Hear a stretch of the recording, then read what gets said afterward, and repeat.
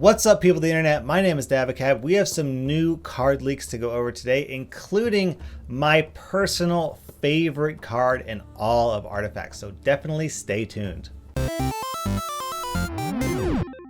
So first things first, let's start off with the officially revealed new hero, Abaddon. Abaddon is a green hero with 4 attack and 9 health, which is respectable. Not quite as big as my boy Omni Knight, but not too bad.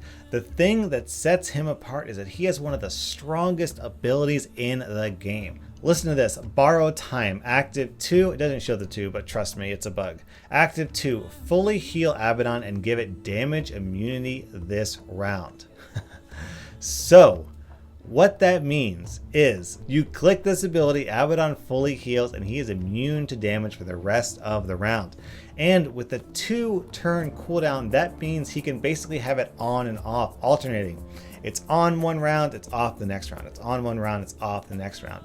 That means essentially the enemy player has 1 round to kill Abaddon from full to dead, because if they're not able to do that, then the next turn will roll around, Abaddon will hit that clicky ability and he will fully heal and become immune. This makes him just insanely tanky and insanely sticky. It's so hard to get rid of this guy. Dealing 9 damage in a single round is really tough. Even red heroes struggle to do that. Axe can't one-shot him, Bristleback can't one-shot him. They need some sort of damage buffing weapon in order to pull that off.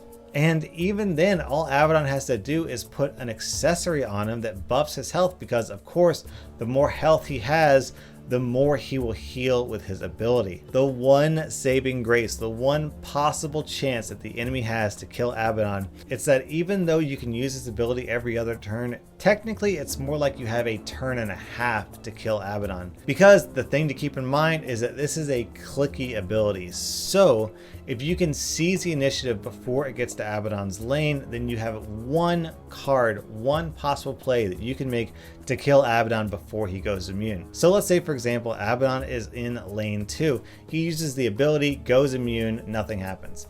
Next round, his ability is off cooldown. He's against a creep or a hero or whatever and smacks into him, and it's probably not going to kill him because he has so much health, but he's damaged. Let's say he's at 4 or 5 health. Now, if you get the initiative in lane 1 and then pass, that means when it gets to lane 2, you have the ability to cast a card before the opponent. So you could hit him with something like gank, duel, pick off, any of these direct damage burn cards that will kill Abaddon before he can use his ability.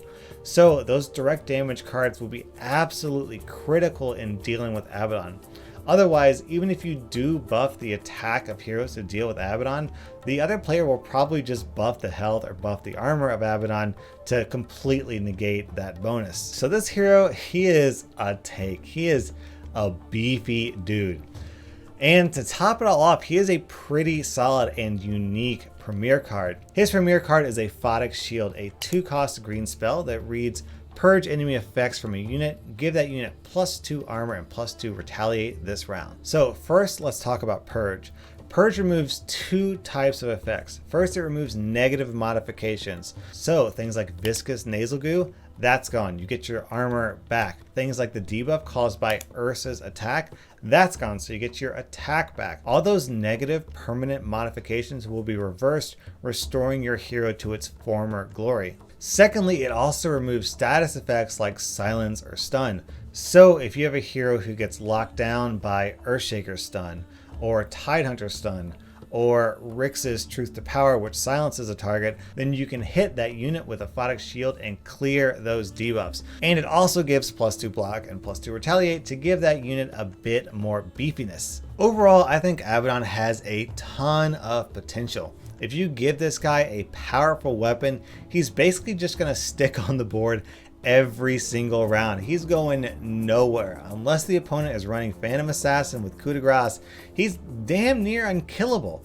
And while his premier card isn't the most powerful premier card in the world, it's pretty flexible and I can see it being quite strong against a lot of decks. So overall, I'm kind of liking Abaddon. I can see him being popular in really tanky, slow decks that want to stall the game out, absorb a lot of damage, take hits so that you can make it to the late game and drop really heavy, really powerful cards like Thunder Hide Pack. And if you pair this card with other defensive green heroes like Omni Knight with his heal, or Enchantress with the regen, or Treant Protector with the block, this guy, like, you'll just create a green wall, the great wall of green that the opponent will have no way to punch through. Next up in green, we have Altar of the Mad Moon. This is a 4-cost green improvement that reads, allied melee creeps have +2 regeneration. Now, first let me say I love this card's artwork. It's serene, it's peaceful. I feel like green kind of has like all the nature-y cards, all the natural, like foresty vibe cards, which I kind of dig. But art aside, I think this card kind of sucks. It seems weak. For those of you who don't know, the way regeneration works is that when you fight someone in combat, you take the damage and you regenerate at the exact same time. So effectively it functions kind of like +2 block in combat. So you can kind of think of your melee creeps as having 2/2/4 stats. The thing is, I just don't know if the effect is really strong enough for 4 mana, especially in green. From all the cards we've seen so far, green doesn't have any way to create creep. Sure, green is really good at buffing creep, so once you do get creeps out on the field, you can use effects like Mist of Avernus to give them plus attack, or Vul Martyr to give them +1/+1. So your creep are going to be stronger than your average creep, probably. But that being said, you just probably aren't going to have enough melee creep on the board to really justify adding this card to your deck. However, I will mention that there are a bunch of creep creation cards in blue. Cards like Prelex, Barracks, Dimensional Portal, Better Late Than Ever. These cards spawn melee creep onto the field. So if you run a blue-green deck that has a bunch of creep in it, then potentially you might be able to get a bunch of mileage out of this. Also, since this is in green, I'm kind of thinking that we might see more green cards in the future that add creep to the board. After all, you would kind of think that green would be really good at that, right? I mean, green is the creep deck. It's all about going really, really wide and just playing tons and tons of minions and then buffing those minions up to make them more powerful. And it's kind of interesting, a little strange that they gave that effect to blue. So maybe Valve will circle back and add a couple of creep creating cards in green. But until they do, I just don't really see a whole lot of potential in this card. However, I will say that I've heard whispers among people in the closed beta that there is a very, very popular and very powerful deck that focuses very heavily on adding a bunch of melee creep to the board. So it stands to reason that if that effect is very powerful, then maybe this card has potential in that sort of deck. All right, before I reveal the other card, the last card is so cool, I want to spend a lot of time talking about it. So we'll take a quick detour and talk about Dark Seer. We have just learned the ability of Dark Seer. We don't know what his body is, we don't know what his art is, we don't know what his premier card is, but somehow, I don't know how this happened, somehow we learned his ability and his lore. So Dark Seer's ability is Surge. Active, and this has the same glitch that a lot of actives have where you don't know the actual number, but it's move another ally to another lane. This effect sounds like a black effect because black is really good at moving between lanes and doing cross lane effects. However, I've heard people say that Dark Seer is apparently green, which is interesting because green currently doesn't have any other cross lane teleporting effects. So if that's the case, if the community is right and Dark Seer is green, I could see this being a really, really powerful and popular hero just because he's the one card in green that can actually move between lanes. But you know, we could be wrong, maybe it is actually a black hero. All right, on to the last card reveal, Aghanim's Sanctum. This is a 4-cost blue improvement that reads, Active 1, fully restore your tower's mana. This card is insane. It's nutty. Now, we've already seen this ability effect before on Satyr Magician, but Satyr Magician is 1 mana more expensive at 5, and it has a not very impressive 2/5 body. So it's relatively easy for the opponent to kill Satyr Magician before you can get a whole lot of mileage out of it. In contrast, Aghanim's Sanctum is an improvement, and improvements are much more difficult to destroy. At the moment, we only know of 3 ways to get rid of an improvement. The first is Pugna's ability. And honestly, I don't think Pugna is going to be popular enough to be in a lot of red decks, so I don't think that's going to be a common option. Second is Obliterating Orb, and even if someone does cast Obliterating Orb, that's 10 gold, so you're really going to hurt their economy by forcing them to destroy this improvement. And the third option is Apotheosis Blade, which is a super late game item, costing 25 gold.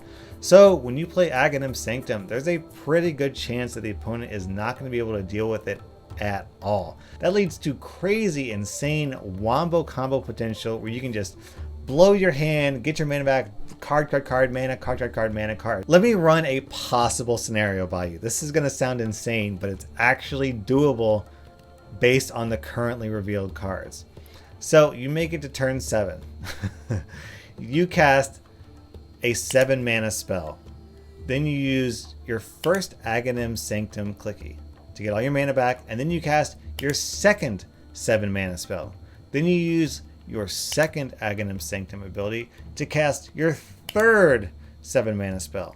Then you use your third Aghanim Sanctum ability to cast your fourth 7 mana spell. Then you use your first Satyr Magician's ability to cast your fifth 7 mana spell. Then you use your second Satyr Magician's ability to cast your sixth 7 mana spell. Then you use your third Satyr Magician's ability to cast your seventh 7 mana spells. That's seven mana spells. Seven. 7 7 7 7.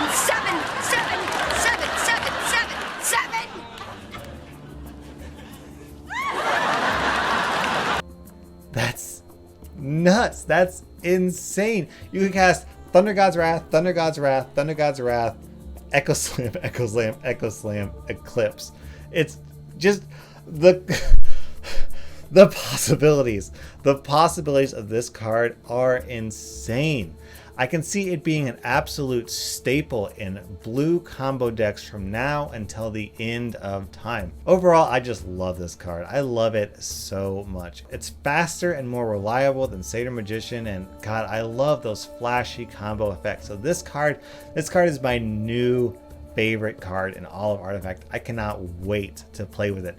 I think the very first deck I ever build, like I don't even know what cards I'm going to put with it. I don't care. I'm just going to put 3 of these in my deck, 3 Satyr Magicians in my deck, and then put a bunch of blue stuff in there and just see what happens. Oh my god, I can't wait to play with this card. So these are all the new card reveals today.